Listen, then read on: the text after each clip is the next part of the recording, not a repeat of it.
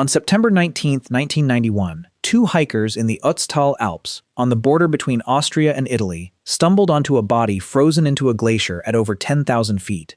For years, researchers assumed the man they came to call Ötzi had simply frozen to death on a solo hunting trip, an unlucky traveler caught by a storm 5,300 years ago. Then, in 2001, a CT scan revealed something that changed the entire story. A 2-centimeter flint arrowhead was lodged beneath his shoulder blade, and it had torn straight through his subclavian artery. He hadn't frozen, he had bled out, and the evidence kept getting stranger. There was a partially healed knife wound on his hand, the kind you get defending yourself in a fight, days before you die. There was blunt trauma to his skull, and the wooden shaft of the arrow that killed him was missing entirely, removed from the wound, which strongly suggests whoever shot him in the back walked up afterward and pulled it out, taking the evidence with them. Someone hunted this man down in the mountains, killed him at range, and cleaned up after themselves, 2,200 years before anyone would build a pyramid. This is the part of the human story that rarely gets told with any real specificity, because most people picture ancient combat as a vague blur of shouting men waving sticks. The truth is that for the roughly 300,000 years human beings have existed, and for the hundreds of thousands of years before that, when our ancestors were already fighting each other, we built an entire escalating arsenal of lethal technology with absolutely no gunpowder involved, and each piece of it left a trail of evidence specific enough that we can trace, with real precision, when it appeared and who was using it. So let's actually walk through how ancient humans fought before firearms existed, because the story runs through a cave in South Africa, a coal mine in Germany, a lagoon in Kenya, and eventually back to that arrow in the Alps. Let's start at the very bottom of the technology tree, with the spear, because everything else in this story is really just a variation on one basic idea. How do you hurt something without letting it hurt you back first? The oldest confirmed evidence of hafted weaponry, meaning a sharp stone point deliberately attached to a shaft, comes from a site called Kathu Pan in South Africa, where researchers found stone points bearing damage patterns consistent with spear use dating back roughly 500,000 years. That's a genuinely staggering number.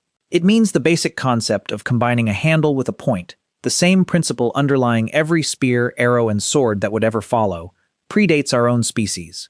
Whoever was doing this at Kathu Pan wasn't a modern human. It was very likely an earlier hominin ancestor, already working out that a sharpened point on the end of a stick does more damage than a stick alone. The physical spears themselves are harder to find because wood rots and stone doesn't. But in the 1990s, at a coal mine near the town of Schöningen in Germany, archaeologists made one of the most remarkable discoveries in the entire history of the field.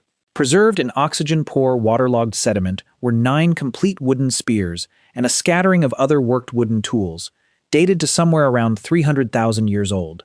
Though a more recent 2025 study using amino acid analysis on nearby snail shells suggested they might be closer to 200,000 years, and possibly made by Neanderthals rather than an earlier human ancestor. The dating is still actively debated. What isn't debated is the craftsmanship. The Schöningen spears, 6 to 7.5 feet long and carved from spruce and pine, were carefully shaped, scraped, seasoned, and balanced like a javelin, weighted toward the front for accurate throwing. They were found alongside the butchered remains of nearly 50 wild horses. Whoever made these spears wasn't fumbling around with a pointed stick. They understood aerodynamics well enough to build a genuinely engineered hunting weapon, and no version of prehistoric warfare starts here, because a weapon built to bring down a horse works exactly as well on a person standing in your way. For an enormous stretch of time, the spear was essentially the entire arsenal, but close-range weapons come with an obvious limitation. You have to get close enough to use them, which means your opponent gets just as close to you.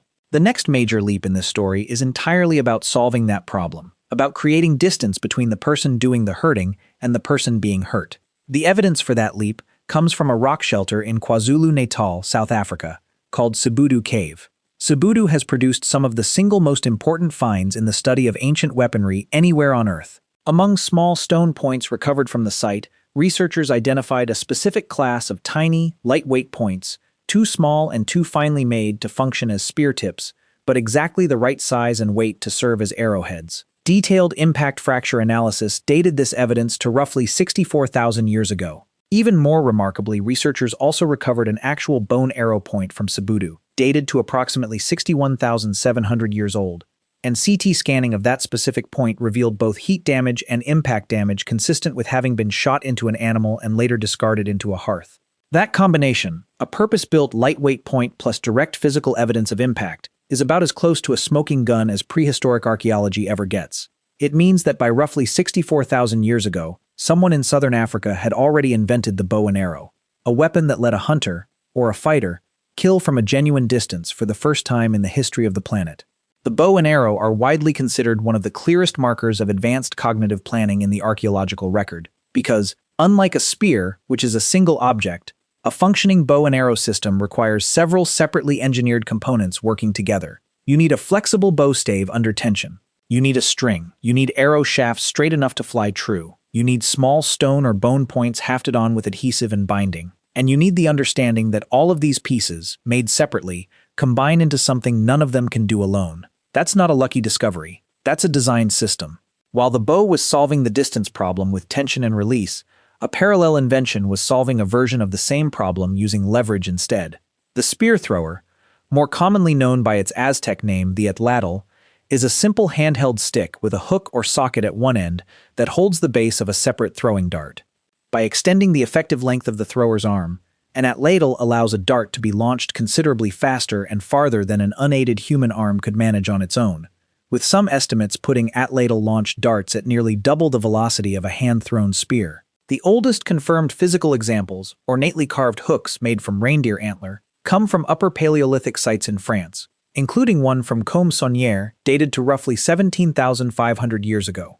But in 2023, researchers analyzing fracture patterns on more than 300 flint points from a site called Mazieres Canal in Belgium concluded that spear throwers were actually in use there more than 30,000 years ago, pushing the evidence for this weapon back by more than 10,000 years beyond what the surviving physical hooks alone could prove.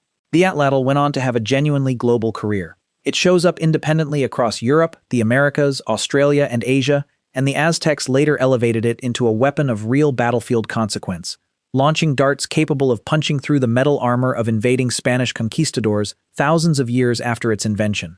So tens of thousands of years ago, ancient humans already had a full toolkit of lethal ranged weaponry. Sharpened and hafted spears for close work, bows and arrows for genuine distance, and spear throwers for launching darts with mechanical force. The obvious next question is whether any of this was actually being used against other people, in an organized way, rather than exclusively against animals. For a long time, that question was genuinely difficult to answer archaeologically. Then, in 2012, a team led by Cambridge archaeologist Marta Mirazón-Lar began excavating a site called Nataruk, a few miles from the current shore of Lake Turkana in Kenya. What they found was almost unbearably direct. The partial remains of 27 individuals, including at least 8 women and 6 children, dated to between roughly 9,500 and 10,500 years ago, lie exactly where they had fallen, never buried. 10 of the more complete skeletons showed unmistakable signs of violent death: fractured skulls, broken hands, knees and ribs, cut marks, and, in 2 of the men, stone projectile points still embedded directly in the skull and chest. One woman, in the final stages of pregnancy, was found with her wrists and ankles crossed in a position consistent with having been bound before she died. The researchers concluded this was evidence of an intergroup attack on a small hunter-gatherer band, a group ambushed, killed, and left where they fell beside the lagoon. Mirazón-Lar and her team described it as the earliest scientifically dated evidence of organized human conflict, though other researchers point to an even older site, Jebel Sahaba in Sudan, potentially dating back 13 to 18,000 years, as possible evidence of a still earlier pattern of violence. Either way, the conclusion is difficult to escape.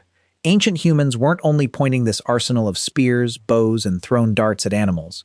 By at least 10,000 years ago, and very possibly considerably earlier, they were turning it directly on each other, in attacks organized enough to leave behind a mass grave. It's worth pausing here on something the archaeological record makes clear but rarely gets said outright. None of these weapons was invented for warfare specifically. The spear was a hunting tool. The bow was a hunting tool. The atlatl was a hunting tool. Every major advance in this story was originally engineered to solve the problem of killing an animal at a survivable distance, and every one of those same advances turned out to work identically well on a human being standing on the wrong side of a dispute. The line between hunting technology and weapons technology, in other words, was never really a line at all. It was the same object, pointed in a different direction. From this foundational toolkit, later civilizations mostly refined and specialized what already existed rather than inventing anything conceptually new.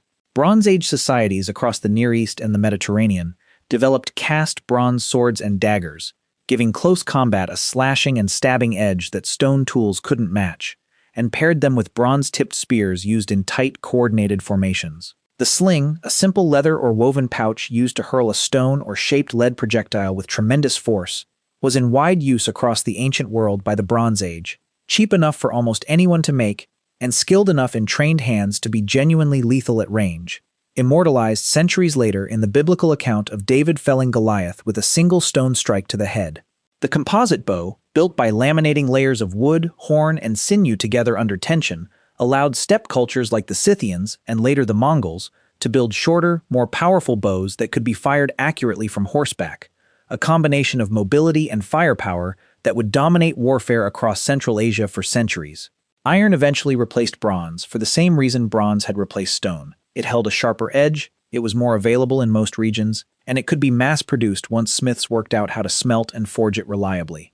Formation tactics, the Greek phalanx bristling with spears, the Roman legion's disciplined use of the short sword and heavy shield, and the mounted heavy cavalry that would eventually dominate medieval European battlefields, all represent organizational refinements layered on top of the same essential weapons that had already existed, in some recognizable form, for tens of thousands of years. Which brings the story full circle, back to a man bleeding out in the Alps 5,300 years ago. By the time Ötzi died, humans had already been engineering weapons for hundreds of thousands of years. The flint arrowhead that killed him was, in a very real sense, a direct descendant of the small stone points first developed at Sibudu Cave 60,000 years earlier, refined, standardized, and manufactured by someone who almost certainly learned the craft from someone else who learned it from someone else. In an unbroken chain stretching back to that first person who realized a sharp stone flying through the air does more damage than a fist. The knife wound on his hand connects to a lineage of edged weapons that by his time had been in continuous development for tens of thousands of years. Even the apparent sophistication of his killer, tracking him through mountain terrain and retrieving the murder weapon afterward, speaks to a level of tactical thinking that had clearly been passed down and refined across an enormous span of human history.